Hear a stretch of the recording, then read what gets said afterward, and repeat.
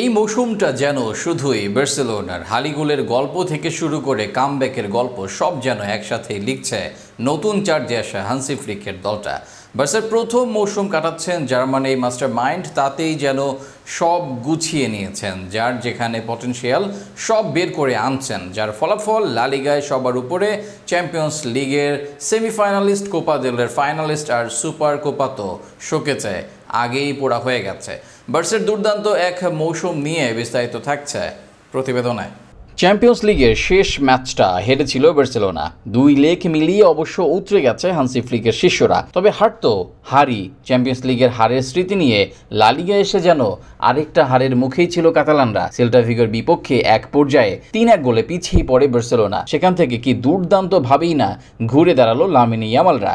7 গোলের রোমাঞ্চকর লড়াইয়ে পেল জয়ের মিষ্টি স্বাদ। ঘরের মাঠে শনিবার লা লিগার ম্যাচে 4-3 গোলে জিতেছে বার্সেলোনা। এই জয়ে শিরোপা পুনরুদ্ধারের পথে আরেকটু এগিয়ে গেল তারা। 32 ম্যাচে 23 জয় ও 4 ড্রয়ে 73 পয়েন্ট নিয়ে পয়েন্ট তালিকার চূড়ায় বার্সেলোনা।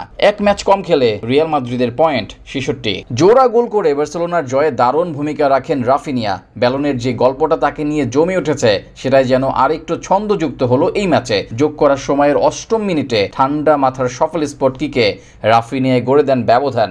বার্সেলোনার অন্য দুটি গোল করেন ফেরান তোরেস ও ওলমো। ম্যাচে 72% বেশি সময় বল দখলে রেখে গোলের জন্য 18টি শট নেয় বার্সেলোনা, এর 6টি ছিল লক্ষ্যে।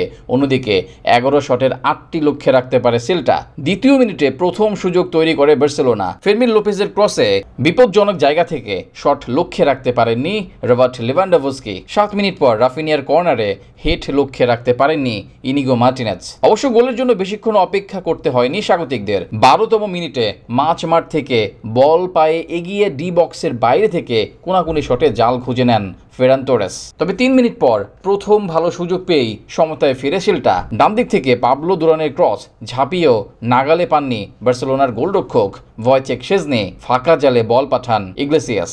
52তম মিনিটে বার্সেলোনার ভুলের সুযোগ কাজে লাগিয়ে দলকে এগিয়ে নেন ইগলেসিয়াস। মাঠে ফ্রেঙ্কি ডিয়ং ও ইনিগো মার্টিনেজের ব্যর্থতায় বল পেয়ে যান ইগলেসিয়াস। আড়াআড়ি শটে বাকিটা সারেন তিনি। অবশ্য দ্বিতীয়ার্ধে দানি ওলমো আর ইয়ামাল মাঠে নামলে পাল্টে যায় বার্সার খেলার চিত্র। বার্সেলোনার আক্রমণ হয়ে ওঠে আরও ধারালো। তবে উল্টো আরেক গোল হজম করে বার্সেলোনা। 62তম মিনিটে প্রথম আক্রমণে 1-1-1-এ সেজনিকে অনায়াসে পরাস্ত করে হ্যাটট্রিক পূরণ করেন সেল্টা ভিগোর ইগলেসিয়াস। 2 মিনিট পর ওলমোর গোলে ব্যবধান কমায় বার্সেলোনা। রাফিনিয়ার দুর্দান্ত পাসে গোলরক্ষককে একা পেয়ে যান চোট কাটিয়ে ফেরা স্প্যানিশ ফরওয়ার্ড। ঠান্ডা মাথার ফিনিশিংয়ে ঠিকানা খুঁজে নেন তিনি। এরপর 68তম মিনিটে বার্সেলোনাকে সমতায় ফেরান রাফিনিয়া। লামিনের চমৎকার ক্রসে লাফিয়ে উঠে বাকিটা সারেন ব্রাজিলিয়ান ফরওয়ার্ড। এরপর আর গোল না হলে নির্ধারিত সময় শেষে অতিরিক্ত 8 মিনিট দেয়া হয়, আর যোগ করার সময়ের শেষ মিনিটে জয়সূচক গোলটা করেন রাফিনিয়া।